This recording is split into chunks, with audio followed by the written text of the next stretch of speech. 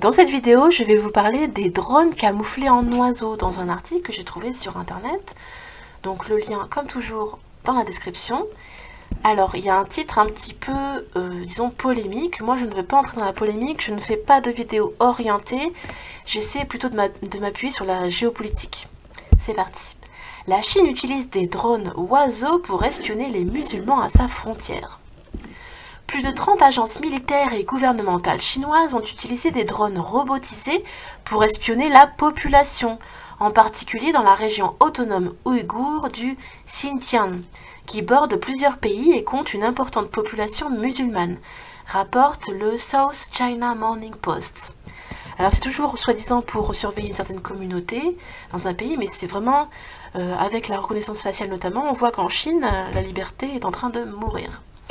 Une partie du pays qui a vu la nouvelle technologie largement utilisée est la région autonome ouïghour du Xinjiang, dans l'extrême ouest de la Chine. Cette vaste région qui borde la Mongolie, la Russie, le Kazakhstan, le Kirghizistan, le Tadjikistan, l'Afghanistan, le Pakistan et l'Inde abrite une importante population musulmane et a longtemps été considérée par Pékin comme un foyer de séparatisme. En conséquence, la région et ses habitants ont fait l'objet d'une forte surveillance de la part du gouvernement central. Oui, en Chine, de toute façon, tout le monde est très surveillé par le gouvernement central. À la différence des véhicules aériens sans pilote traditionnels, avec des pales de rotor ou des ailes fixes, les drones oiseaux imitent réellement l'action de battement des ailes d'un oiseau afin de monter, plonger et se diriger. Les machines du troupeau robotique actuel reproduisent environ 90% des mouvements d'une vraie colombe, a ajouté la personne, ajoutant qu'elles produisent également très peu de bruit, ce qui les rend très difficiles à détecter depuis le sol, et sont si réalistes que les oiseaux réels volent souvent à leur côté.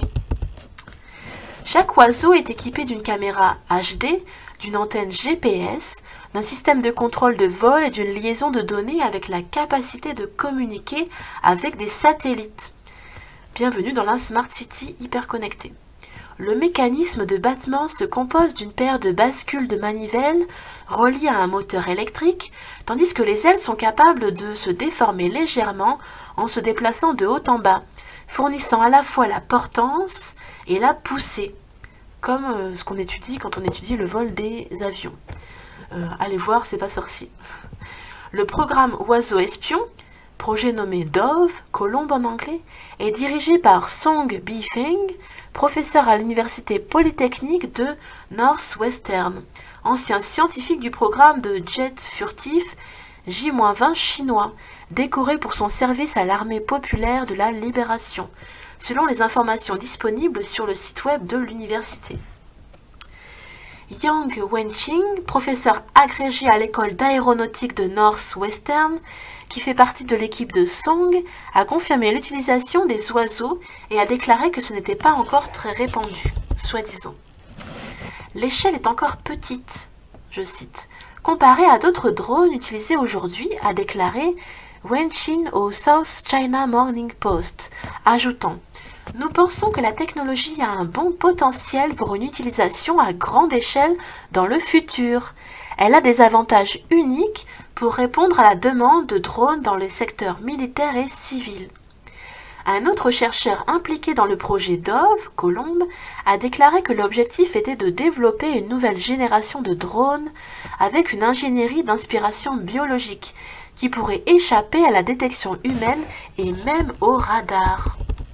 L'équipe de Song a effectué près de 2000 vols d'essai avant de les déployer en situation réelle, selon un chercheur qui a demandé à ne pas être nommé. Une des expériences dans la Mongolie intérieure, au nord de la Chine, consistait à faire voler les oiseaux au-dessus d'un troupeau de moutons. Des animaux qui sont bien connus pour leur sens aigu de l'ouïe et leur capacité à être facilement effrayés. Le troupeau n'a accordé aucune attention aux drones qui volaient au-dessus, a dit la personne, donc a dit le scientifique. Bien que la technologie en soit encore au premier stade de développement, soi-disant, son large éventail d'utilisation, non seulement policière et militaire, mais aussi dans les domaines de l'intervention d'urgence et des secours en cas de catastrophe, de la protection de l'environnement et de l'urbanisme, le marché des drones pourrait représenter 10 milliards de yuan. c'est 1,54 milliard de dollars. Rien qu'en Chine, a précisé le chercheur. Donc à l'échelle mondiale, c'est encore plus. Comment les détecter? Les scientifiques se démènent maintenant pour trouver comment identifier de petites cibles à basse altitude volant à faible vitesse. Une méthode pourrait être la technologie radar holographique, qui peut produire des images 3D d'objets volants. Cependant, il n'y a aucune garantie que même un radar holographique, ou l'une des autres nouvelles technologies en développement, soit capable de détecter un drone avec un battement d'ailes presque identique à se trouver dans la nature, et en particulier si elle était entourée d'autres oiseaux, a dit Lee. Ce serait une menace sérieuse pour les systèmes de défense aérienne, dit-il.